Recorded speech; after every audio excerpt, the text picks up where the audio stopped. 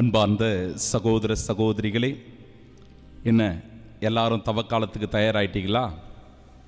தவக்காலம் ஆண்டவர் இயேசு கிறிஸ்துவின் பாடுகளை, அவருடைய மரணத்தை, அவருடைய உயிர்ப்பை நாம் கொண்டாடுவதற்கு நம்மை முழுவதுமாக தயாரிக்கின்ற காலம் 40 நாட்கள்.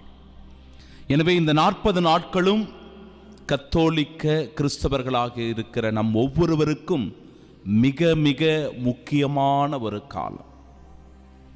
நம்முடைய நம்பிக்கையும் விசுவாசமும் அதிகமாக பெற்றுக்கொள்வதற்கும் வெளிப்படுத்துவதற்கும் உரிய தருணமாய் இந்த 40 நாட்கள் இருக்கிறது. எனவே அதற்காக நம்மை தயாரிக்கும் பொருட்டு இந்த தியான சிந்தனையை உங்களுக்கு நான் வழங்க விரும்புகிறேன். கண்களை மூடி நாம ஜெபிக்கலாம். இயேசுவே ஆண்டவரே, இந்த நாளுக்காக நாங்கள் உமக்கு நன்றி சொல்லுகிறோம். 2024 இந்த வருடம் எங்களுடைய தவக்காலத்தை நாங்கள் துவங்க இருக்கிறோம். விபூதி புதனன்று ஆர்வத்தோடு தேவாலயத்திற்கு வந்து விபூதியிட்டு எங்களுடைய தவ வாழ்க்கையை, ஜப வாழ்க்கையை, ஒருத்தல் முயற்சிகளை, நன்மைகள் செய்கின்ற, பிறநல பணிகளில் ஈடுபடுகின்ற தர்ம செயல்களை செய்வதற்கு ஆர்வத்தோடு நாங்கள் வந்திருக்கிறோம்.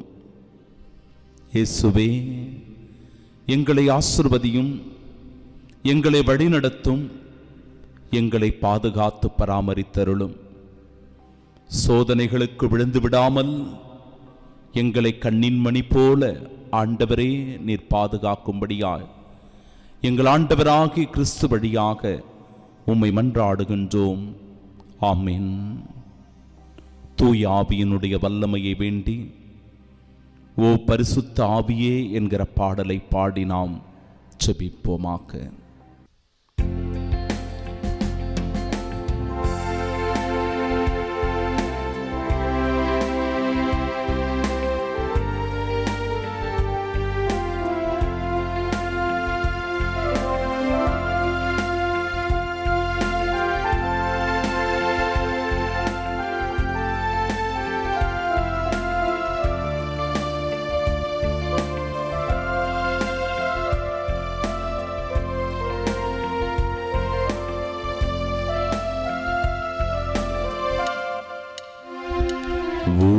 பரிசுத்த ஆவியே,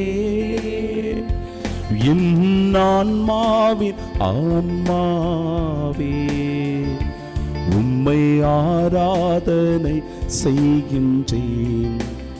இறைவா ஆராதனை செய்கின்றேன். பரிசுத்த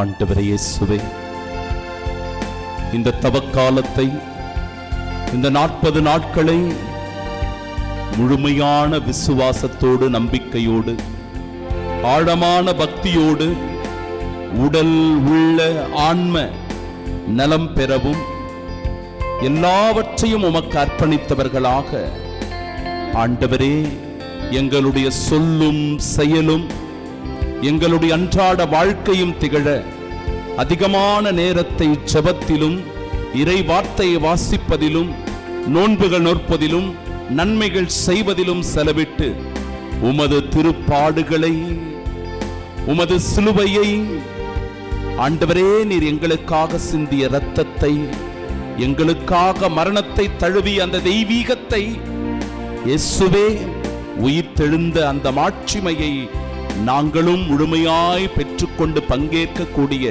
ஆசீர்வாதத்தை தர எங்களையே ஒப்பு கொடுத்தவர்களாய் ஜெபிக்கிறோம்.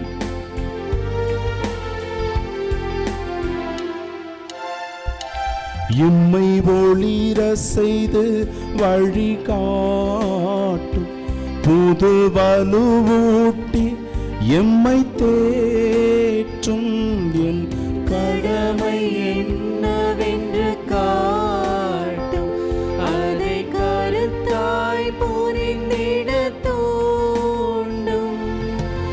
என்ன நேர்ந்தாலும் நன்றி துதி கூறி பணிவே என் இறைவா. உந்தன் திருவுள்ளப்படி என்னை நடத்தும். ஓ பரிசுத்த ஆவியே, என் ஆன்மாவின் ஆன்மாவே, உம்மை ஆராதனை செய்கின்றேன். இறைவா ஆராதனை செய்கின்றேன். ஆர்தர் ஆஷே என்பவர், நீங்க கேள்விப்பட்டிருப்பீங்களா இல்லையான்னு எனக்கு தெரியாது. ஆர்தர் ஆஷே என்பவர் டென்னிஸ் விளையாட்டு உலகின் ஒரு மிகச்சிறந்த வீரராக கருதப்பட்டவர். டென்னிஸ் உலகிலேயே 3 கிராண்ட்ஸ்லாம் பட்டங்களை அவர் வென்றிருக்கிறார். Australia open, Wimbledon, US open, இந்த 3 கிராண்ட்ஸ்லாம் பட்டங்களை வென்ற ஒரு சிறந்த வீரர் அவர். அப்படிப்பட்ட வீரருக்கு 1979ஆம் ஆண்டு திடீரென்று மாரடைப்பு வருகிறது. அதிர்ச்சி அடைந்து போகிறார். நல்ல ஒரு விளையாட்டு வீரர், அதிகமான வெற்றிகளை குவித்துக் கொண்டிருக்கிறவர். அவருக்கு திடீரென்று மாரடைப்பு. ஏராளமான ரசிகர்களை கொண்டிருந்தார் அந்த விளையாட்டு வீரர். அறுவை சிகிச்சை நடைபெறுகிறது. உடல் நலம் கொஞ்சம் தேறுகிறது, பரவாயில்லை. இப்போ மீண்டுமாய் பயிற்சிகளை மேற்கொண்டு விளையாட ஆரம்பிக்கிறார். விளையாட போகும்போது மறுபடியும் அவரால் முடியல. உடம்பு சோர்வு, உடல் வலி. அறுவை சிகிச்சை நடைபெற்ற அந்த இடத்திலே அதிகமான வலி எடுக்க ஆரம்பிக்கிறது. மீண்டுமாய் ஒரு அறுவை சிகிச்சைக்கு போகிறார். மறுபடியும் ஒரு ஆபரேஷன் நடக்குது. வாழ்க்கையில் சோதனை, பிரச்சனை. காலங்கள் கடந்து கொண்டே போகிறது. 1988ஆம் ஆண்டு HIV-னால் அவர் பாதிக்கப்படுகிறார். எய்ட்ஸ் நோய் வந்துடுது. அறுவை சிகிச்சை மேற்கொள்ளுகிற போது தவறுதலான ஒரு ரத்தம் ஏதோ பரிமாறப்பட்டு HIV வைரஸ் வந்து அவருக்கு எய்ட்ஸ் நோய் வந்து விடுகிறது.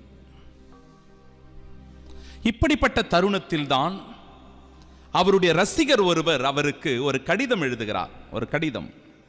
அந்த கடிதத்தில், உங்களுக்கு ஏன் இப்படிப்பட்ட ஒரு சோதனை? கடவுள் ஏன் உங்களை இப்படி சோதிக்கணும்? ஏற்கனவே மாரடைப்பு வந்து அறுவை சிகிச்சை, உடல் வலி, வேதனைகள் இருக்கிறது. இதற்கு மத்தியில் எய்ட்ஸ் நோய் வேறு, உயிரை கொள்ளுகின்ற நோய் வேறு. ஏன் கடவுள் உங்களை சோதிக்கிறார் இப்படி? அதற்கு அழகாக ஆர்தர் ஆஷே சொன்ன வார்த்தைகள் தான் பிரியமானவர்களே உங்களுடைய சிந்தனைக்காக நான் கொண்டு வர விரும்புகிறேன். இந்த உலகத்தில் 5 கோடி மக்கள் டென்னிஸ் விளையாட பழகுகிறார்களாம். 5 கோடி மக்கள். அதில் 50 லட்சம் பேர் மட்டுமே விளையாட்டில் கொஞ்சம் அதிகமான ஆர்வம் காட்டுகிறார்களாம். 50,000 பேர் மட்டுமே தீவிரமாக விளையாட ஆரம்பிக்கிறார்கள் டென்னிஸ் விளையாட்டை. அதில் இன்னும் குறிப்பாக 5,000 பேர் மட்டுமே போட்டிகளில் கலந்து கொள்வதற்காக போகிறார்கள்.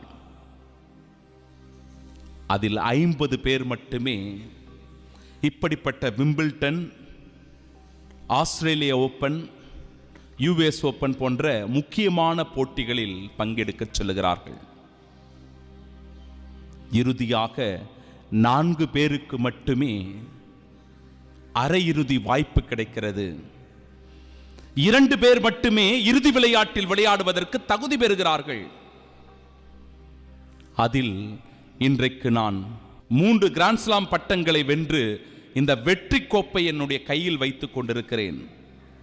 அப்பொழுதெல்லாம் நான் கடவுளை பார்த்து கேட்டது கிடையாது, கடவுளே எப்படி என்னை இந்த இடத்திற்கு கொண்டு வந்து நீர் சேர்த்திருக்கிறீர்? இவ்வளவு உயரமான இந்த உச்சத்தை, சாதனையை படைக்கக்கூடிய அளவிற்கு என்னை ஏன் இந்த அளவிற்கு கொண்டு வந்தீர்? எவ்வளவு திறமைகளை தந்திருக்கிறீர் என்று நான் கேட்கவில்லை.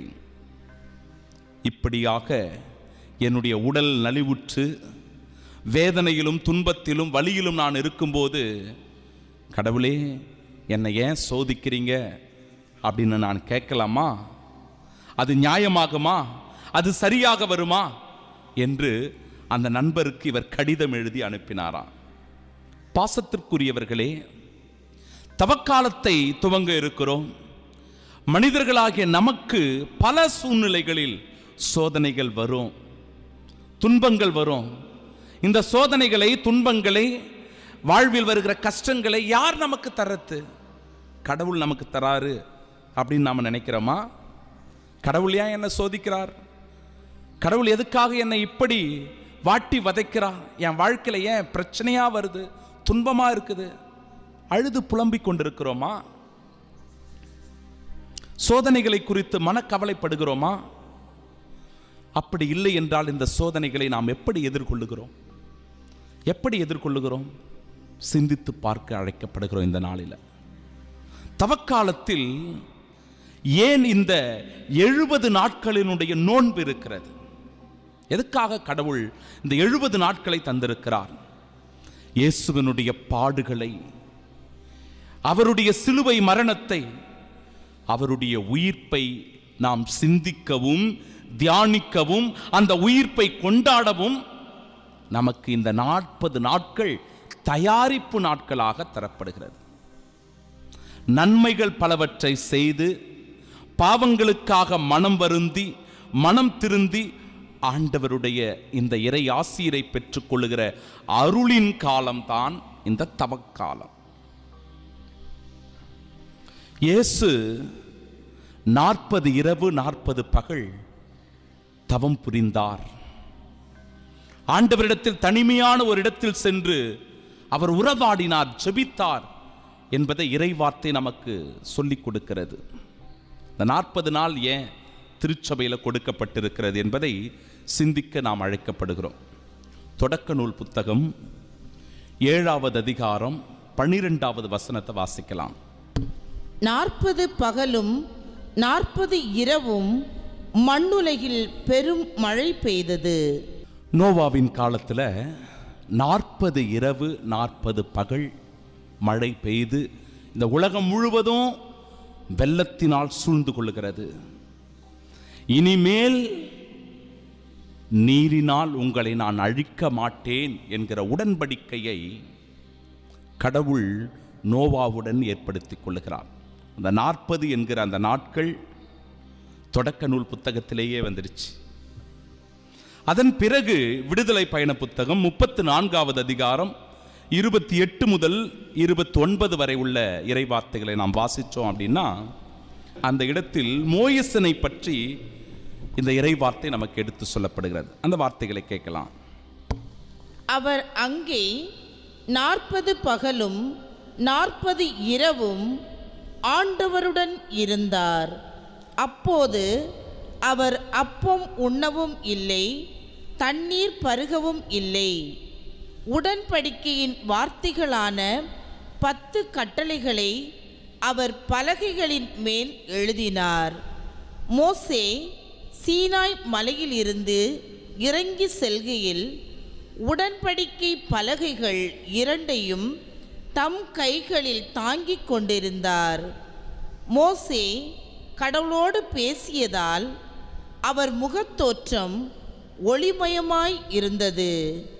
ஆனால் மோசே அதை அறியவில்லை. 40 இரவு 40 பகல் சீனாய் மலையில் ஆண்டவரோடு மோயிசன் இருக்கிறார். அவருடைய முகம் ஒளிமயமாக மாறியிருந்தது. உடன்படிக்கை பேழைகளை அவர் தன்னுடைய கையில் வைத்துக் கொண்டிருந்தார். 10 கட்டளைகள். மக்கள் வாழ்வு பெற வேண்டும், இஸ்ராயல் மக்கள் நன்மையில் நிலைத்திருக்க வேண்டும், ஆண்டவர் அவர்களை எவ்வளவு நேசிக்கிறார், அன்பு செய்கிறார், அவர்களோடு உடன் இருக்கிறார் என்பதை வெளிப்படுத்துவதின் அடையாளமாக உண்ணாமல் நோன்பிருந்து தவமிருந்து ஆண்டவரோடு நல் உறவில் இணைந்திருந்த மோயிசன் இப்படி இந்த உடன்படிக்கை பேழைகளை கொண்டு வருகிறார் மக்களுக்காக. 40 என்கிற இந்த நாட்கள் மோயிசனுடைய வாழ்க்கையில் பதிவு செய்யப்பட்டிருக்கிறது. 1 அரசர்கள் புத்தகம் 19வது அதிகாரம் 8வது வசனம். இந்த வசனத்தில் என்ன சொல்லியிருக்கிறாங்க அப்படின்னு நாம பார்க்கலாம். அப்பொழுது அவர் எழுந்து உண்டு பருகினார்.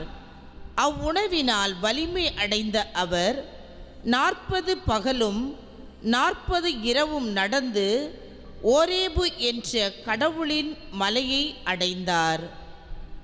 அன்பார்ந்தவர்களே, எலியாவினுடைய வாழ்க்கை பற்றி சொல்லப்படுகிறது.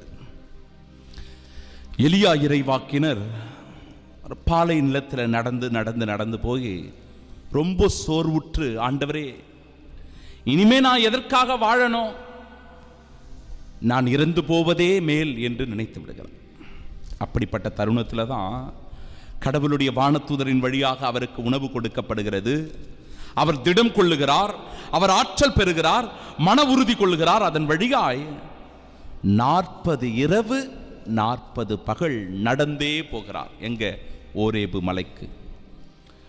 ஓரேபு என்கிற அந்த கடவுளின் மலையை சென்று அவர் அடைவதை இந்த 40 என்கிற நாட்கள் அவருடைய வாழ்க்கையில் குறிப்பிட்டு சொல்லப்பட்டிருக்கிறது. இறுதியாக மிக மிக முக்கியமாக நம் ஆண்டவர் இயேசு கிறிஸ்துவனுடைய வாழ்வில் இந்த 40 நாட்களை பற்றி நாம தெரிஞ்சு கொள்ளணும். மத்தேயு நற்செய்தி 4வது அதிகாரம் 2வது வசனம் வாசிக்கலாமே. அவர் 40 நாள் இரவும் பகலும் நோன்பிருந்தார். அதன் பின் பசி உற்றார். 40 நாட்கள் அவர் இரவும் பகலும் நோன்பிருந்தார். யாரு? நம் ஆண்டவர் இயேசு கிறிஸ்து நோன்பிருந்தார். அவர் பசி உற்றார். அதன் பிறகுதான் அவருக்கு சோதனைகள் வருகிறது. அந்த சோதனைகளை அவர் எப்படி வெற்றி கொள்ளுகிறார்? இந்த தவக்காலத்தில் நாமும் கூட இந்த 40 நாட்கள் நோன்பு இருக்கிறோம் இல்லையா? இந்த 40 நாட்கள் தவம் இருக்கிறோம் இல்லையா? ஒருத்தல் முயற்சிகளை மேற்கொள்றோம் இல்லையா?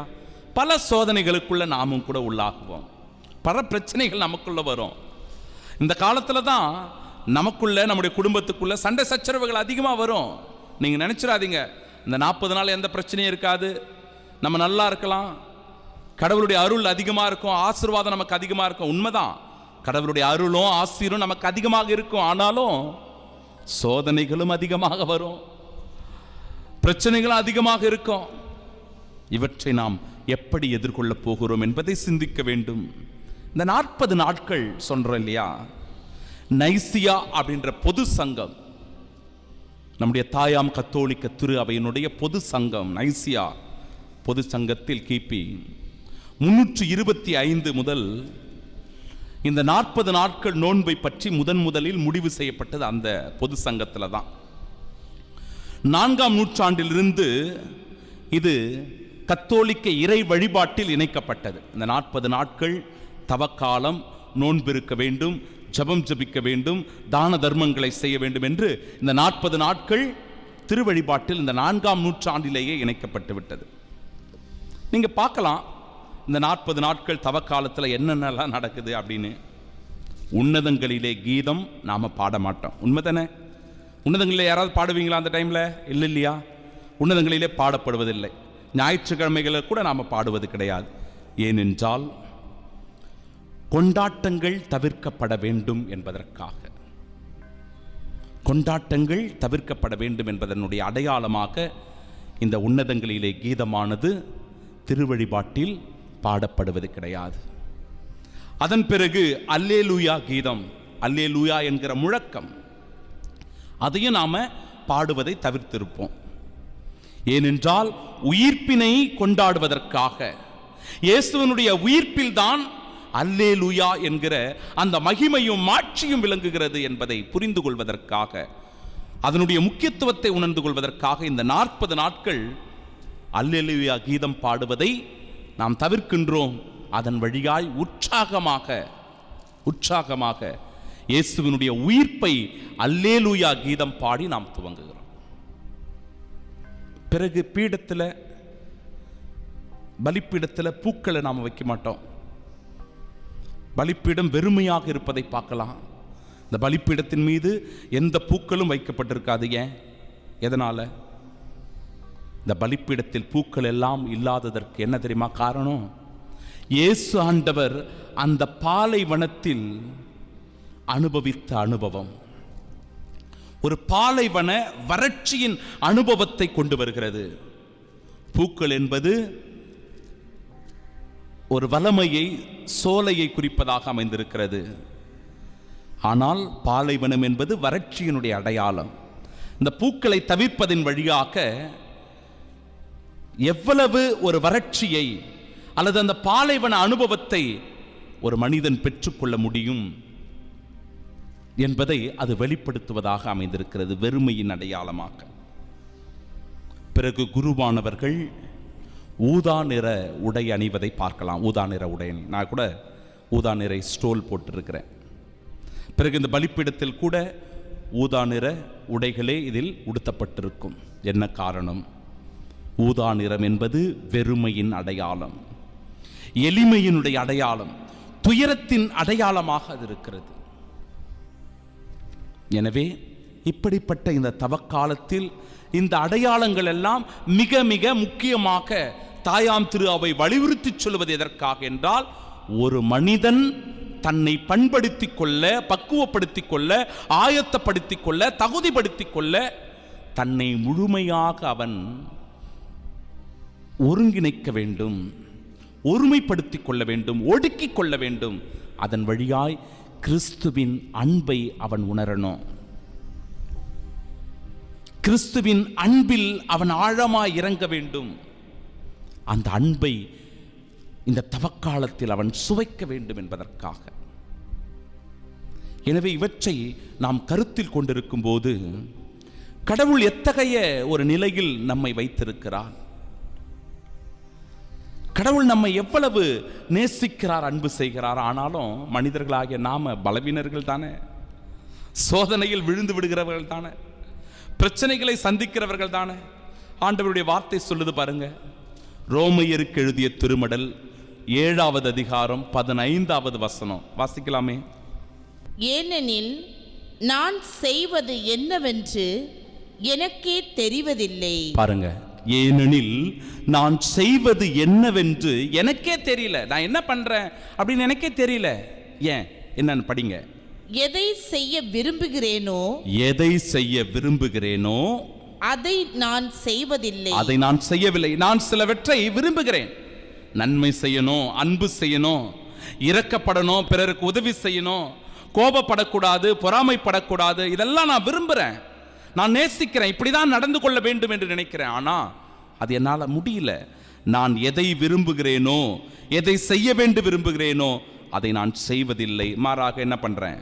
எதை வெறுக்கிறேனோ, மாறாக எதை செய்கிறேன். வெறுக்கிறேனோ, எதை நான் செய்யக்கூடாதுன்னு நினைக்கிறேனோ அதையே நான் மீண்டும் மீண்டும் செய்கிறேன். இதாங்க சோதனை, இதுதான் சோதனை. மனிதருக்குள்ள இருக்கிற போராட்டம் அது. இது ஒவ்வொரு மனிதருக்குள்ள இருந்து கொண்டே இருக்கும். குறிப்பாக இந்த தவக்காலம், இந்த 40 நாட்கள் அதிகமான சோதனைகளுக்குள் நம்ம உள்ளாகக்கூடிய தருணமாக இருக்கும். இந்த 40 நாட்கள் கறி, மீன், முட்டை இதெல்லாம் சாப்பிட மாட்டேன், இறைச்சியை சாப்பிட மாட்டேன்.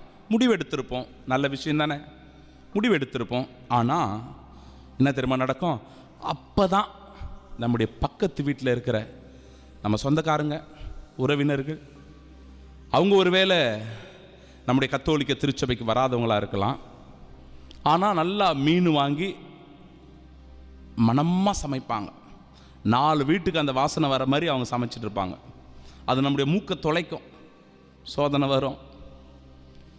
இந்த காலத்தில் தான் எங்காவது விசேஷங்களை வச்சுருப்பாங்க, போவோம், அங்கே பிரியாணி போட்டு வச்சுருப்பாங்க, சுட சுட பிரியாணி. சோதிப்பாங்க நம்மளை. ஒரு நாள் தானேங்க, சாப்பிடுங்க, ஒன்றும் பிரச்சனை இல்லை, ஒன்றும் வந்துடாதாட்ட, கவலைப்படாத, ஒரு நாள் தானே, அட்ஜஸ்ட் பண்ணிக்கலாம். கணவன்மார்கள் சில இடத்துல போவீங்க, பார்ட்டிக்கு எங்காவது போவீங்க, விசேஷத்துக்கு எங்காவது போவீங்க இல்லையா, உங்கள் ஃப்ரெண்ட்ஸுங்க உங்களை கெடுத்துருவாங்க. இப்படி தான் ஒரு நாள் நீ வெளியில் சொல்லாத, சொன்னால் தானே தெரிய போகுது. யாருக்கு தெரிய போகுது? சொல்லாத. ஒரு நாள் குடிச்சிட்டு போகலாம், ஒன்றும் பிரச்சனை இல்லை, தெரியாதுடா.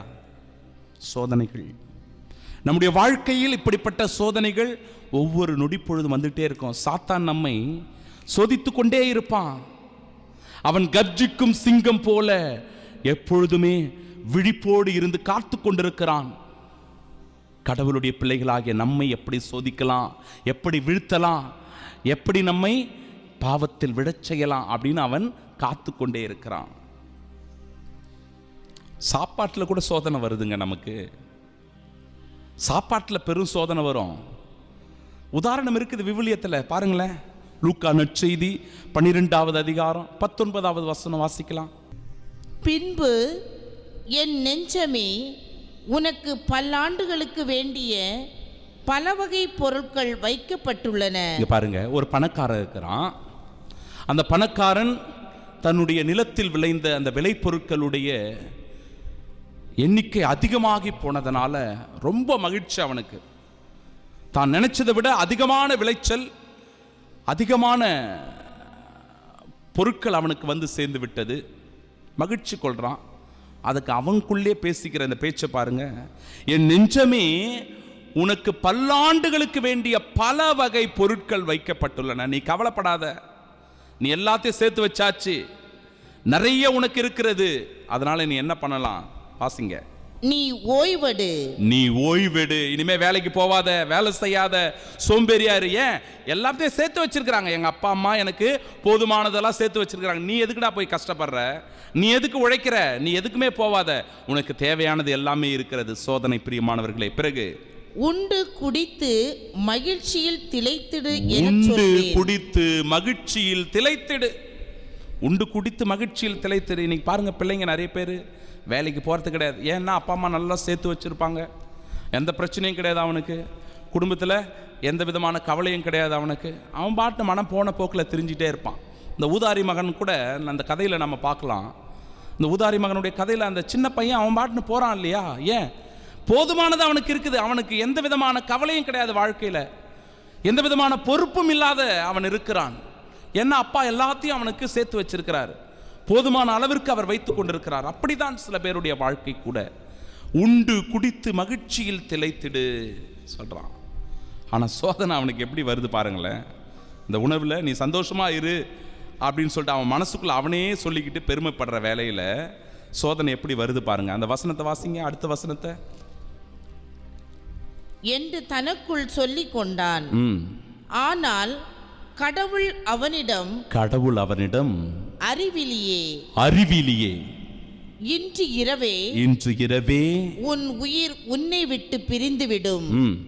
அப்பொழுது நீ சேர்த்து வைத்தவை யாருடையவை ஆகும் என்று கேட்டார். அந்த 20வது வசனத்தை பார்த்தீங்களா? அறிவிலியே, முட்டாளே, டே சோம்பேறியே, நீ நினைச்சுக்கிற உனக்கு பல ஆண்டுகளுக்கு ஆன பொருட்கள் எல்லாம் நீ சேர்த்து வச்சிருக்கிற அப்படின்னு. உன் உயிர் இன்று இரவே உன்னை விட்டு பிரிய போகிறது. அப்போ நீ சேர்த்து வைத்ததெல்லாம் யாருடையவையாகும்? சோதனை பிரியமானவர்களே, சோத்துல சோதனை. வாழ்க்கையில் எதிலெல்லாம் நமக்கு சோதனை வருது பத்தியா? இன்னொரு நிகழ்வு கூட உண்டு. லூக்கா நற்செய்தி 16வது அதிகாரம் 19, 21 வசனங்களை நாம் வாசித்தோம் அப்படின்னா, பணக்காரன் ஏழை லாசர் இவங்க 2 பேர் இருக்கிறாங்க இல்லையா? அந்த பணக்காரனுடைய மனநிலை அதில் அழகாக பிரதிபலிக்கப்படுகிறது. பாருங்க, வாசிக்கலாம் அந்த வசனத்தை. செல்வர் ஒருவர் இருந்தார். அவர் விலை உயர்ந்த மெல்லிய செந்நிற ஆடை அணிந்து நாள்தோறும் விருந்துண்டு இன்புற்றிருந்தார். ரொம்ப சந்தோஷமா இருக்கிறார் அவரு. செல்வர் ஒருவர் இருந்தார், நாள்தோறும் அவர் விருந்துண்டு இன்புற்றிருந்தார். பக்கத்துல லாசர் ஒருத்தர் இருந்தான். அவனை பார்க்கல. அவன் இவ்வளவு வேதனைப்படுகிறானே, ஒருவேளை உணவு கூட இல்லாமல் இருக்கிறானே, கொடுத்து கொஞ்சம் உதவி செய்யலாமே நினைக்கல. அவனுக்கு மனசு வரல. பாருங்க, மனசு வரல. கடவுள் உனக்கு எவ்வளவோ கொடுத்திருக்கிறார். நீ உட்கார்ந்து சாப்பிட்ற அளவுக்கு கடவுள் உனக்கு எல்லாவற்றையும் கொடுத்திருக்கிறார். ஆனால் உன் பக்கத்துல ஒருத்தன் ஒருவேளை சாப்பாடு கூட இல்லாம இருக்கிறானே, நீ அவனை கொஞ்சம் கவனிக்கணும் இல்லை? அவனை கொஞ்சம் ஏறெடுத்து பார்க்கணும் இல்லை? அவன் மீது நீ இரக்கப்படணும் இல்லை? அவனுக்கு உதவி செய்யணும் இல்லை? ஆனால் நீ செய்யலை. அந்த 21வது வசனம் வாசிங்களேன். அவர் செல்வருடைய வீட்டு வாயில் அருகே கிடந்தார். அந்த பாருங்க எவ்வளவு பரிதாபமான நிலைமை பாருங்க. அவன் வீட்டு வாயிலே கிடக்கிறான், ஒரு நாய் மாதிரி அந்த இடத்துல கிடக்கிறான். ஒரு நாய் போன்ற ஒரு மனநிலை தான். பிறகு அவர் செல்வருடைய மேசையில் இருந்து விழும் துண்டுகளால் தம் பசியாற்ற விரும்பினார். நாய்கள் வந்து அவர் புண்களை நக்கும். மேசையிலிருந்து சிறு துண்டுகள் கீழே விழும் பத்தியா, அந்த துண்டுகளாவது எனக்கு கிடைக்குமா அப்படின்னு அவன் ஏக்கத்தோடு பார்க்கறான். ஆனால் அது கூட அவனுக்கு பல நேரங்களில் கிடைக்கிறது இல்லை. ஏன்னா கண்டுகொள்ளாத மனநிலை. கடவுளுடைய வார்த்தை சொல்லுதில்ல, கண் இருந்தும் குருடராக. கண் இருக்கும் நமக்கு, ஆனால் நாம சிலவற்றை பார்க்கவே மாட்டோம். காது இருந்தும் செவிடராக. காது நல்லா கேட்கும், ஆனால் சில நல்ல விஷயங்கள் நம்முடைய காதில் கேட்காது. அப்படியே சாதாரணமாக கடந்துட்டு போயிடுவோம். கண்ணிருந்தும் குருடராக, காதிருந்தும் செவிடராக வாழ்கிற மனநிலையில் நாம் இருக்கிறோமா? சோதனைங்க இதெல்லாம். சிந்திச்சு பார்க்கணும். நம்முடைய வாழ்க்கையில் இப்படிப்பட்ட சோதனைகள் நமக்கு வந்து கொண்டே இருக்கும். 1 கொரிந்தியர் 10வது அதிகாரம் 12-13 வசனங்கள். ஏன் இந்த வசனங்கள் எல்லாம் நான் உங்களுக்கு சொல்றேன்? நிறைய வசனங்களை சொல்லிக்கிட்டே இருக்கிறேன் இல்லையா? ஏனென்றால் கடவுளுடைய வார்த்தைகள் நம்ம இன்னும் ஆழமாக சிந்திக்க, ஆண்டவருக்குள் நாம் செல்ல, நம்முடைய வழிகளை நல்வழிப்படுத்திக் கொள்ள, நம்முடைய பாதைகளை பண்படுத்திக் கொள்ள கடவுள் நமக்கு அழைப்பு தராருங்க. அந்த அழைப்பை நாம் உணரணும். ஆண்டவருடைய வேத வார்த்தைகள் நமக்கு வழிகாட்டுகிறது. அந்த வழியில் செல்லுவதற்கு நாம் நம்மை தயாரிக்க வேண்டும், பண்படுத்த வேண்டும். அதுக்கு தான் இந்த தவக்காலம். 1 கொரிந்தியர் 10வது அதிகாரம் 12-13 வசனம். அருமையான ஒரு வசனம், வாசிக்க கேட்கலாம். எனவே நாம் நிலையாக நிற்பதாக நினைத்து கொண்டிருப்பவர் விழுந்து விடாதபடி பார்த்து கொள்ளட்டும். இந்த இடத்துல பாருங்க, தாம் நிலையாக நிற்பதாக நினைத்து கொண்டிருப்பவர். அவங்க நினைப்பாங்க, என்னை யாரும் எதுவும் பண்ண முடியாது, என்னை யாரும் சோதிக்க முடியாது அப்படின்னு அவங்க நினைச்சிட்டு இருப்பாங்க. வடிவேல் கூட ஒரு படத்தில் நல்லா தண்ணியை போட்டுட்டு ஒரு பஸ்ஸில் நிற்பார் பார்த்தீங்களா?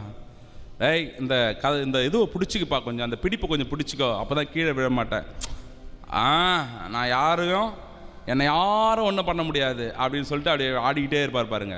ஒரு பிரேக் அடிச்ச உடனே அந்த கண்ணாடிலாம் உடைந்து போகிற அளவுக்கு அப்படியே போய் வெளியே போய் விழுவார்.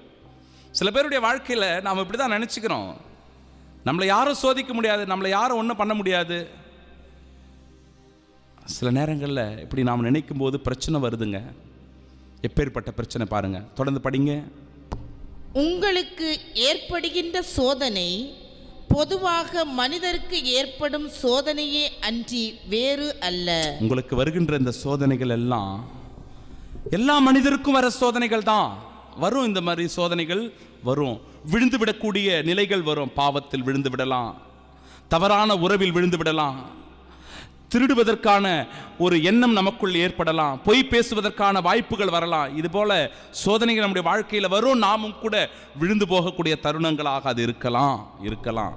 ஆனால் உங்களுக்கு ஏற்படுகிற சோதனை பொதுவாக மனிதருக்கு ஏற்படும் சோதனையே அன்றி வேறு அல்ல. ஏன் இந்த வார்த்தையை சொல்றார் பாருங்க, தொடர்ந்து வாசிங்க. கடவுள் நம்பிக்கைக்குரியவர். அவர் உங்களுடைய வலிமைக்கு மேல் நீங்கள் சோதனைக்குள்ளாக விடமாட்டார். உங்களுடைய வலிமைக்கு மேல நீங்கள் சோதனைப்படுவதை ஆண்டவர் ஒருபோதும் விடமாட்டார். ஒருபோதும் விடமாட்டாருங்க, விடமாட்டார். ஏன்? ஏனென்றால் கடவுளுக்கு தெரியும், என் மகன் என் மகள் எந்த அளவிற்கு என்னை நேசிப்பாள், எந்த அளவுக்கு என் மீது விசுவாசமா இருப்பாள். இந்த இடத்துல ஒரு அழகான உதாரணம் சொல்றேன் பாருங்களேன். யோபுவினுடைய வாழ்க்கை. யோபு பல சோதனைகளுக்கு அவருக்குள் வரும், பல பிரச்சனைகள் அவருக்குள்ள வரும். அவருடைய உடைமைகள் எல்லாம் திருடு போயிடும், அவருடைய உடைமைகள் எல்லாம் அழிஞ்சு போயிடும், அவர் வைத்திருந்த பொருட்கள் எல்லாம் அழிஞ்சு போயிடும், அவருடைய பிள்ளைகள் எல்லாம் இறந்து போயிடுவார்கள், புதல்வர் எல்லாம் இறந்து போயிடுவாங்க, எதுவுமே இருக்காது. அவருடைய உடல் முழுவதும் உச்சந்தலை முதல் உள்ளம் கால் வரை நோயினால் அவர் வாட்டி வதைக்கப்படுவார். புண்கள் அவருடைய உடம்புல இருக்கும். அந்த வசனம் சொல்லும், 1வது அதிகாரம் 8வது வசனம் சொல்லும், அவர் ஓட்டை ஒன்று எடுத்துக்கொண்டு யோபு தன்னுடைய உடலில் எல்லாம் அப்படியே சொரிந்து கொண்டிருந்தார். 2வது அதிகாரம் 8வது வசனம். இந்த உடல் எல்லாம் அவர் சொரிந்து கொண்டிருந்தார். அத்தகைய வேதனையோடு அவர் இருந்தார். ஆனாலும் அவருடைய மனைவி வந்து சொல்லுவா பாருங்க, இன்னுமா நீ அந்த கடவுளை நம்பிட்டு இருக்கிற? கடவுளை வெறுத்து விட்டு நீ சாவு, இறந்து போ, மடிந்து விடு சொல்லுவா. இந்த உலகத்தில் நான் நிர்வாணமாக வந்தேன். இந்த உலகத்தில் நான் வரும்போது எதையும் எடுத்துட்டு வரல, வெறும் நிர்வாணமாகவே இந்த உலகத்தில் பிறந்தேன். எல்லாத்தையும் எனக்கு கடவுள் தான் கொடுத்தாரு. இன்னைக்கு இவ்வளவு உயரமான ஒரு மனிதனாக, செல்வந்தனாக, இவ்வளவு சொத்துகளுக்கு அதிபதியாக என்னை உருவாக்கியவர் என் ஆண்டவர். அவர் கொடுக்கும்போது ஏன் கொடுத்தாரு அப்படின்னு நான் கேட்கல. அதுக்கு தான் ஒரு கதையை சொன்னேன் இல்லையா, நான் தொடக்கத்திலேயே ஒரு நிகழ்வு, உண்மை சம்பவத்தை சொன்னேன். அவ்வளவு பேர் டென்னிஸ் விளையாடினாங்க, ஆனால் அந்த பட்டத்தை கடவுள் என் கையில் கொடுத்தாரு. அந்த பட்டத்தை நான் என்னுடைய கையில் வைத்து அழகு பார்த்தேன். அப்பொழுது நான் கடவுள்கிட்ட கேட்கல, கடவுளே ஏன் இது எனக்குன்னு நான் கேட்கல. என் சோதனைகள், என் வேதனைகள், என் துன்பங்கள் வரும்போது மட்டும் நான் ஏன் கடவுளை கடவுளே இயேசுவே ஏன் என்னை சோதிக்கிறேன் நான் கேட்கணுமா? யோபு அதை தான் செய்கிறாரு. நிர்வாணமாக இந்த உலகத்தில் வந்தேன், நிர்வாணமாகவே இந்த உலகத்தை விட்டு போக போகிறேன். கடவுள் கொடுத்தார், கடவுள் எடுத்துக்கொண்டார். அழகான வசனம் பிரியமானவர்களே. மனிதர்கள் இன்றைக்கு சோதனைகள் மனிதர்களுக்குள் பல்வேறு நிலைகளில் வருது. செல்ஃபோனில் சோதனைங்க. இன்னைக்கு நம்ம எல்லாம் ஃபோன் வச்சுட்டு இருக்கிறோம் இல்லையா, எல்லார் கையிலையும் ஃபோனு. முதல்ல ஃபோன் வரும்போது பட்டன் ஃபோன் தான் வந்துச்சு. முதல்ல எல்லார் கையிலையும் பட்டன் ஃபோன் இருந்துச்சு. ஒரு மாதம் ஃப்ரீ ரீசார்ஜ், யாருக்கிட்ட வேணால் எப்படி வேணால் பேசலாம், எந்த ஒரு பிரச்சனையும் இல்லை. இன்கம் கால் ஃப்ரீ, அவுட் கோயிங் கால் ஃப்ரீ, எல்லாமே ஃப்ரீ தான். இன்றைக்கி கொடுக்குற மாதிரி கொடுத்துட்டு எல்லாத்தையும் இன்றைக்கி நம்மக்கிட்ட இருந்து பிடிங்கிட்டாங்க. சோதனை, அதுதான் சோதனை. கொடுக்குற மாதிரி கொடுத்தாங்க பாருங்க. இன்றைக்கி நம்ம ரீசார்ஜ் பண்ணாமல் இருக்கவே முடியாது, அந்த நிலைமைக்கு நம்மளை எடுத்துகிட்டு வந்துட்டாங்க. கேஸ் கொடுக்கும் போது பாருங்கள் சொல்லியிருப்பாங்க, மானியம் உங்களுக்கு வழங்கப்படும், கவலைப்படாதீங்க, ரேட் ஏற்றுறோன்னு வருத்தப்படாதீங்க. கொடுக்குற மாதிரி கொடுத்து ஆசை காட்டுற மாதிரி ஆசை காட்டி இன்றைக்கி எல்லா வீடுகளிலும் சிலிண்டர் கேஸ் வந்துடுச்சு. ஆனால் அதனுடைய ரேட்டை உயர்த்தி வச்சுட்டாங்க. சோதனைகள் இப்படி தான் மனுஷனுக்கு வரும். இந்த செல்ஃபோனில் வருகிற சோதனைக்கு பாருங்கள், மணிக்கணக்காக நம்முடைய பிள்ளைங்க ஃபோனில் பேசிகிட்டே இருக்குதுங்க. நேரங்காலமே கிடையாது அவங்களுக்கு, நேரங்காலமே கிடையாது. இந்த ஆப்பிள் ஃபோன் ஒன்று வந்திருக்குது இல்லை, ஒரு சென்சஸ் இப்போ வந்துச்சு, அதில் சொல்லப்படுகிறது இந்தியாவில் அதிகம் பேர் யூஸ் பண்ணுற ஒரு செல்ஃபோன் அப்படின்னா ஆப்பிள் ஃபோனா. அதனுடைய விலை 50,000க்கு மேலே தான். 50,000, 1 லட்சம், 1.5 லட்சம், 2 லட்சம் இப்படி போகுது.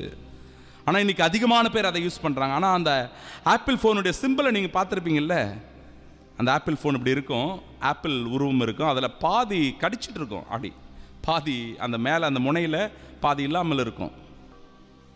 ஒரு பையன் விளையாட்டுத்தனமாக ஜாலியாக அப்படி என்கிட்ட பேசிட்டு போது சொன்னான், ஃபாதர் அந்த ஆப்பிள் ஃபோனில் மேலே கொஞ்சம் இல்லை, அது என்ன பார்த்தீங்களா, அதுதான் ஏவாள் கடிச்சுது.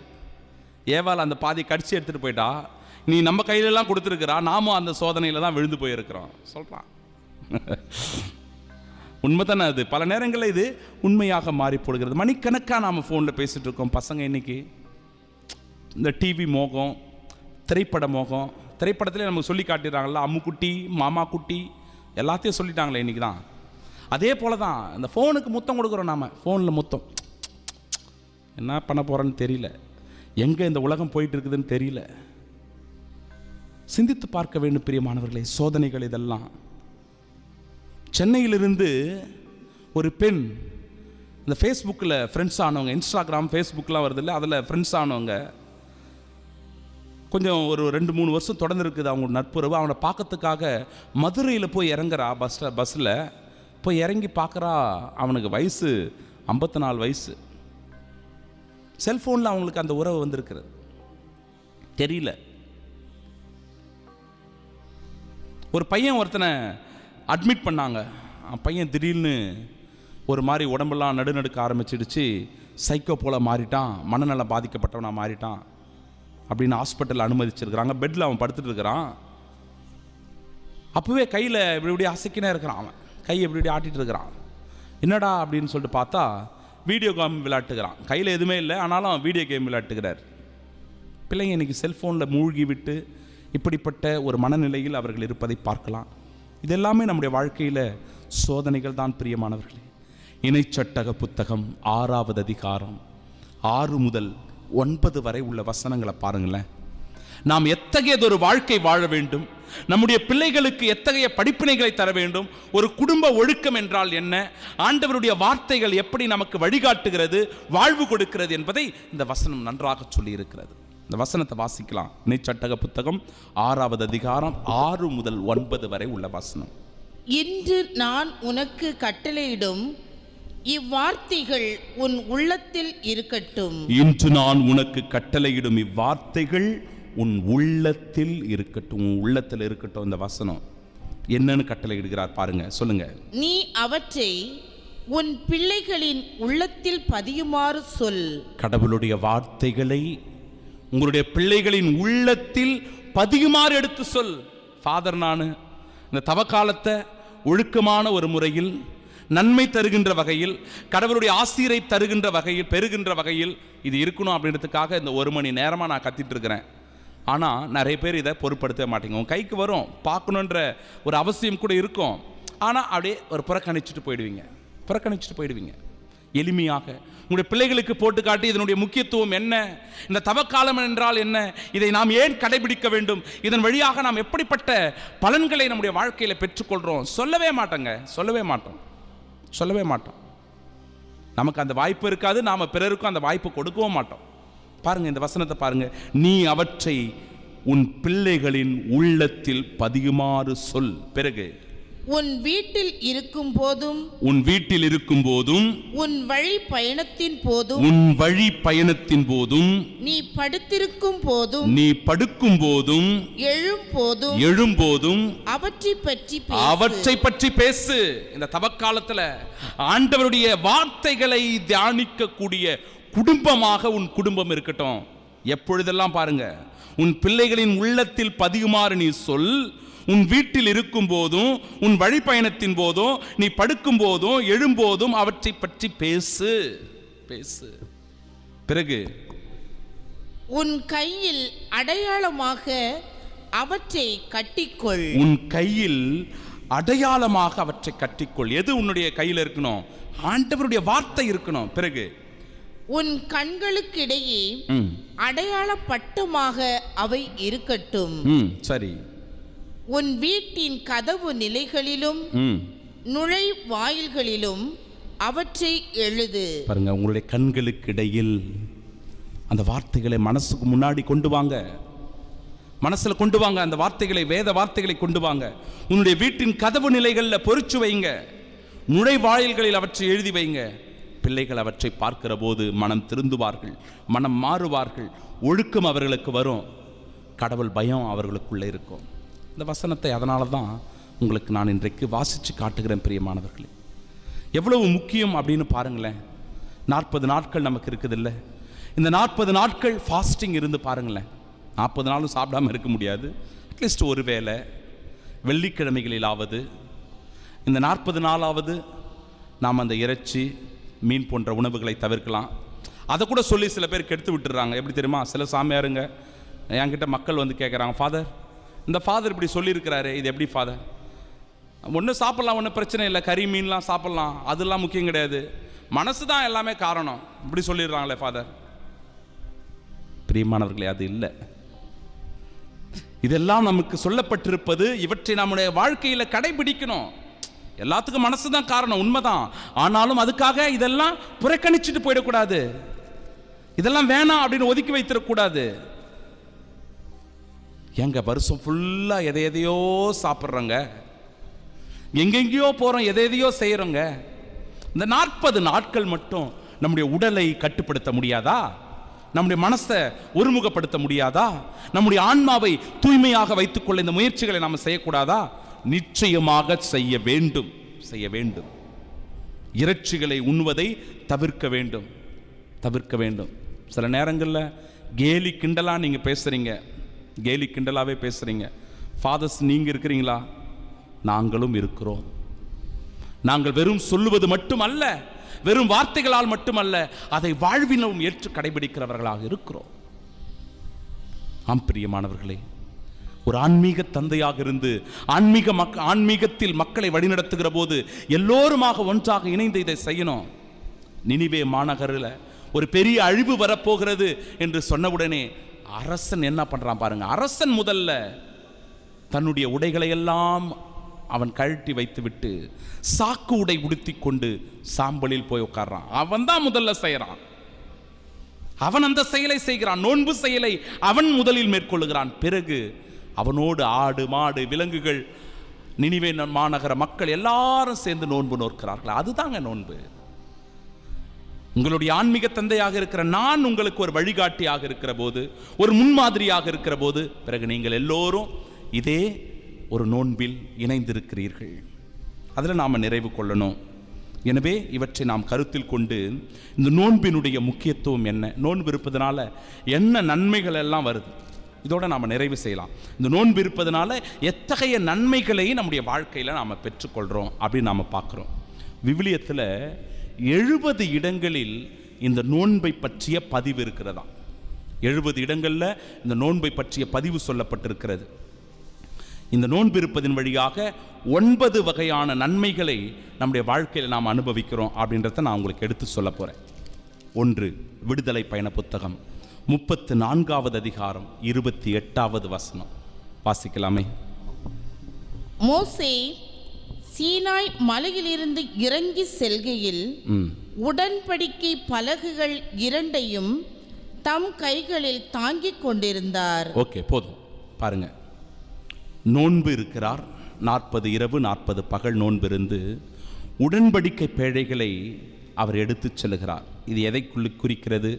நாம் நோன்பு இருக்கிற போது கடவுளுடைய வழிகளை நாம் அறிந்து கொள்ளலாம். கடவுளுடைய வழிகளை நாம் அறிந்து கொள்ளலாம். நான் எதை செய்ய வேண்டும், எதை செய்யக்கூடாது, எப்படி இருக்க வேண்டும், எப்படி இருக்கக்கூடாது, எந்த வழியில் பயணிக்க வேண்டும், எப்படி நான் போகக்கூடாது என்பதை ஆண்டவர் எனக்கு தெளிவுபடுத்துவார். ஆண்டவருடைய வழிகளை அறிந்து கொள்வதற்கு இந்த நோன்பு பயனுள்ளதாக அமைந்திருக்கிறது. 1. 2. எஸ்ரா புத்தகத்தில் 8வது அதிகாரம் 21 முதல் 23 வரை உள்ள இறைவசனங்கள். இதன் பின் எங்கள் கடவுள் முன் எங்களையே நாங்கள் தாழ்த்தி கொண்டு எங்களுக்கும் எங்கள் பிள்ளைகளுக்கும் எங்கள் எல்லா உடைமைகளுக்கும் பயணம் நலமாக அமைய வேண்டும் என்று மன்றாடுமாறு அகவா ஆற்றருகே நோன்பு ஒன்று அறிவித்தேன். ஓகே, போதும். இங்க பாருங்க, தாழ்ச்சியான உள்ளமும் எளிமையான இதயமும் கொண்டவர்களாய் நாம் வாழ்வதற்கான ஆசீர்வாதம் நமக்கு இந்த நோன்பின் வழியாக கிடைக்கிறது. எஸ்ரா புத்தகத்தில் மக்களை அவர் வழி நடத்துகிறார். தாழ்ச்சியிலும் எளிமையிலும் சிறந்து விளங்குவதற்கு நாம நோன்பு இருக்க வேண்டும் என்று சொல்கிறார். நோன்பு இருக்கிறவர்கள் தாழ்ச்சியான உள்ளம் கொண்டவர்களாய் எளிமையான இதயம் படைத்தவர்கள். பாருங்க, அன்னைக்கு ஆடம்பர உடைகளை எல்லாம் உடுத்த மாட்டோம். நாம இந்த நாட்கள் ஆடம்பர உடைகளை உடுத்த மாட்டோம். சில பேர் அதெல்லாம் உங்களுடைய பர்சனல் அப்படின்னாலும் பூக்களை வைக்க மாட்டாங்க, பொட்டு வச்சுக்க மாட்டாங்க. இதெல்லாம் சிறு சிறு முயற்சிகள், அவங்கள முயற்சிகள். இதை வேணாம் அப்படின்னு புறக்கணிக்கிறவங்களும் இருக்கிறாங்க. இதெல்லாம் எதுக்கு வெளிப்படையான ஒரு அடையாளம், வெளி அடையாளம் எல்லாம் தேவையா அப்படின்னு கேலி கிண்டல் பண்ணுறவங்க இருக்கிறாங்க. ஆனாலும் இது அவர்களுக்கு ஒரு ஒருத்தல் முயற்சியாக இருக்கிறது, ஒரு தியாக முயற்சியாக இருக்கிறது. செய்யட்டுமே, என்ன தப்பு இருக்குது? இந்த 40 நாட்கள் அவர்கள் தங்களை ஒருமைப்படுத்திக் கொள்ளுகிறார்கள். கடவுளோடு அவர்கள் இணைந்து கொள்வதற்கான சிறு சிறு முயற்சிகளை மேற்கொள்றாங்க. செய்யட்டும், தப்பு இல்லை, செய்யட்டும். ஏனென்றால் தாழ்ச்சி எளிமை வெளிப்படுகிறது. 3. எஸ்ஐயா புத்தகம் 58வது அதிகாரம் 6வது வசனம். கொடுமை தலைகளை அவிழ்ப்பதும் நுகத்தின் பிணையல்களை அறுப்பதும் ஒடுக்கப்பட்டோரை விடுதலை செய்து அனுப்புவதும் எவ்வகை நுகத்தையும் உடைப்பதும் அன்றோ நான் தேர்ந்து கொள்ளும் நோன்பு. நான் தேர்ந்து கொள்ளுகிற நோன்பு என்றால் என்ன? ஆண்டவர் சொல்றார் அழகா, நான் தேர்ந்து கொள்ளுகிற நோன்பு இப்படிப்பட்ட அடிமைத்தனத்திலிருந்து, அடிமை இந்த வேலையிலிருந்து விடுதலை பெறுவதற்கான நோன்பாக இருக்கிறது. நாம் எதில் அடிமைப்பட்டு போய் கிடக்கிறோம்? குடிப்பழக்கத்திற்கா, போதை பழக்க வழக்கத்திற்கா, பெண்கள் ஆண்களின் மீது கொள்ளுகின்ற மோகத்தினாலா? எதிலங்க நாம் அடிமைப்பட்டு போய் கிடக்கிறோம்? சிந்திச்சு பாருங்களேன். நிறைய குடும்பம் இன்றைக்கு சீர்குலைந்து போவதற்கான காரணமாக இது இருக்குதா இல்லையா? இந்த அடிமைத்தனம் இல்லையா? இந்த அடிமைத்தனத்திலிருந்து விடுதலை பெறுவதற்கான ஒரு வாய்ப்பாக இந்த 40 நாட்கள் இந்த தவக்காலம் நமக்கு தரப்படுகிறதே. நாம் ஏன் அதை பின்பற்றி நடக்கக்கூடாது? நம்ம வாழ்க்கையில் ஏன் ஏற்று கடைபிடித்து நடக்கக்கூடாது? மனைவி ஏன் இதை கணவனுக்கு இதனுடைய முக்கியத்துவத்தை எடுத்து சொல்லக்கூடாது? கணவன் ஏன் தன் மனைவிக்கு பிள்ளைகளுக்கு முக்கியத்துவத்தை எடுத்து சொல்லக்கூடாது? சிந்திச்சு பாருங்க. அதன் வழியாக விடுதலை பெறுவதற்கான வாய்ப்பாக இந்த நோன்பு அமைந்திருக்கிறது. 4வது யோவேல் புத்தகம் 2வது அதிகாரம் 12வது வசனம். இப்பொழுதாவது உண்ணா நோன்பிருந்து அழுது புலம்பிக் கொண்டு உங்கள் முழு இதயத்தோடு என்னிடம் திரும்பி வாருங்கள் என்கிறார் ஆண்டவர். கடவுள் சொல்றார் இந்த இடத்துல, இப்பொழுதாவது அழுது புலம்பி மனம் திருந்தி என்னிடம் வாருங்கள். மனம் மாறி என்கிட்ட வாங்க. இந்த தவக்காலம், இந்த நோன்பு நாட்கள் மனம் மாறுவதற்கான ஒரு வாய்ப்பை தருகிறது. சொல்றேன் இல்லையா? கடவுளுடைய வழிகளை அறிந்து கொள்ள, எளிமை தாழ்ச்சியான உள்ளம் கொண்டு வாழ, நம்முடைய வாழ்க்கையில் இருக்கின்ற அடிமைத்தனங்களிலிருந்து விடுதலை பெறுவதற்காக, கடவுளிடம் மனம் மாறி வருவதற்காக இந்த 40 நாட்கள் கொடுக்கப்படுகிறது. மத்தேயு நற்செய்தி 6வது அதிகாரம் 16-18 வசனங்கள். மேலும் நீங்கள் நோன்பு இருக்கும்போது வெளிவேடக்காரரை போல முகவாட்டமாய் இருக்க வேண்டாம். தாங்கள் நோன்பு இருப்பதை மக்கள் பார்க்க வேண்டுமென்றே அவர்கள் தங்கள் முகங்களை விகாரப்படுத்திக் கொள்கிறார்கள். இந்த இடத்துல நோன்பு என்பது வெளிவேடத்தை முதன்மைப்படுத்தாதீங்க.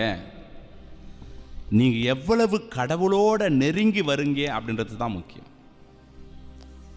இந்த வசனத்தை சொல்லி தான் சில நேரங்களில் இப்படிலாம் சாப்பிட்டா பிரச்சனை இல்லை, இப்படிலாம் இருந்தால் பிரச்சனை இல்லை, எப்படி ஒன்றா வாழலாம், எப்படி ஒன்றா இருக்கலாம், மனசு தான் காரணம் அப்படின்னு சொல்லி இந்த வெளிப்படையாக நாம் செய்கின்ற சில தியாக முயற்சிகளை எல்லாம் நிறுத்தி விடுவதற்கான காரணம் இதுதான். ஆனால் கடவுளிடம் நெருங்கி வருவதற்கான ஒரு வாய்ப்பாக நாம் இருக்கிற நோன்பு அமைய வேண்டும் என்பதை அது சுட்டி காட்டுகிறது. மத்தேயு நற்செய்தி 4வது அதிகாரம் 2வது வசனம். அவர் 40 நாள் இரவும் பகலும் நோன்பிருந்தார். அதன் பின் பசியுற்றார். சோதிக்கிறவன் அவரை அணுகி, நீர் இறைமகன் என்றால் இந்த கற்கள் அப்பமாகும்படி கட்டளையிடும் என்றான். அவர் மறுமொழியாக, மனிதர் அப்பத்தினால் மட்டுமல்ல, மாறாக கடவுளின் வாய்ச்சொல் ஒவ்வொன்றாலும் வாழ்வர் என மறைநூலில் எழுதியுள்ளதே என்றார். Praise the Lord. இயேசுவுக்கே புகழ், இயேசுவுக்கே நன்றி. பிரியமானவர்களே, பாருங்க, இந்த சோதனை காலங்களில் இந்த சோதனைகளை வெற்றி கொள்வதற்கு எது ஆயுதமாக பயன்படுகிறது என்றால் ஆண்டவருடைய வார்த்தை. மனிதர் அப்பத்தினால் மட்டுமல்ல, மாறாக கடவுளின் வாய்ச்சொல் ஒவ்வொன்றாலும் உயிர் வாழ்கிறார். கடவுளுடைய வார்த்தைங்க. அந்த வார்த்தைகளை வாசிப்பதற்கு, தியானிப்பதற்கு இந்த நாட்களை நாம் செலவிடணும் அப்படின்னு இந்த வார்த்தை சொல்லுகிறது.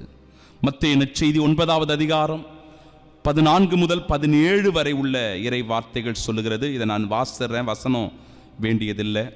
இயேசுவினுடைய 2ஆம் வருகைக்கான தயாரிப்பாக இருக்கிறது. பரிசேயர்களுடைய நோன்பு இந்த இடத்துல சொல்லப்படுகிற பரிசேயருடைய நோன்பு ஒரு பழைய நோன்பாக இருக்கிறது. பழைய ஆடையில் புதிய துணியை ஒட்டு போடுவதில்லை, அல்லது புது துணியில பழைய ஆடைகளை ஒட்டு போடுவதில்லை. ரெண்டு சேராது. கிழிசல் பெரியதாகும் என்று சொல்லப்படுகிறது. அப்படின்னா என்ன அர்த்தம்? ஆண்டவருடைய 2ஆம் வருகைக்காக நம்மை தயாரிக்க வேண்டும். புது படைப்பாக ஒரு மனிதன் மாற வேண்டும், புது படைப்பாக மாற வேண்டும். அதற்கான அழைப்பு இந்த 40 நாட்கள். திருத்தூதர் பணிகள் 13வது அதிகாரம் 3வது வசனம். அவர்கள் நோன்பிருந்து இறைவனிடம் வேண்டினார்கள். தங்கள் கைகளை அவ்விருவர் மீது வைத்து திருப்பணியில் அமர்த்தி அவர்களை அனுப்பி வைத்தார்கள். தூய ஆவியினுடைய வழி நடத்துதலை ஒருவர் உணரணும். இந்த 40 நாட்களில் நான் சொன்னேன் இல்லையா, பிரச்சனைகள், சோதனைகள், துன்பங்கள் வரும் தான். ஆனால் தூய ஆவியானவர் உங்களை வழி நடத்துகிறார், உங்களோடு உடன் இருக்கிறார். உங்களுக்கு தேவையானவற்றை செய்வதற்கு அவர் தயாராக இருக்கிறார் என்பதை உணர்ந்து கொண்டால் அந்த ஆற்றலை, வல்லமையை, சக்தியை உங்கள் வாழ்க்கையில் நீங்கள் உணரலாம். அந்த வசனம் சொல்லுகிறது. இறுதியாக லூக்கா நற்செய்தி 2வது அதிகாரம் 37வது வசனம்.